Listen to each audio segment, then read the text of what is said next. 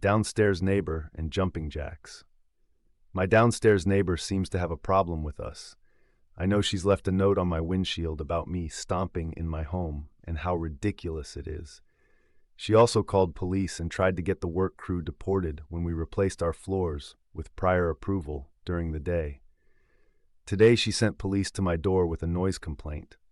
I answered the door and spoke outside the door with them, with the door fully closed. They were reasonable and polite and explained that, although I can't stop her from using the police to harass me, there was no reason to think I could get in trouble for walking in my own home.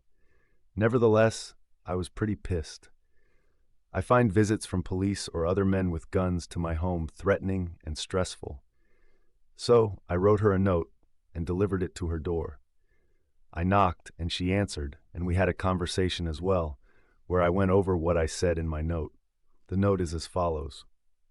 Dear neighbor, thank you for sending the police to my door.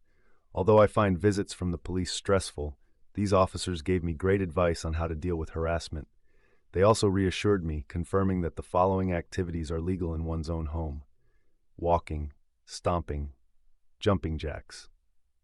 While I do walk in my home, out of respect for your special sensitivity, I have avoided doing jumping jacks. However, exercise is a great way to relieve stress. I may need to start jumping around my home to deal with the stress of police visits going forward. Perhaps before that happens, you can move to the top floor or buy some earplugs. Thanks again for your help. I don't really like doing jumping jacks because it hurts my ankles. I do also happen to find that things like dropping books or rearranging furniture are especially good for reducing stress, especially between the hours of 5 a.m. and 7 a.m.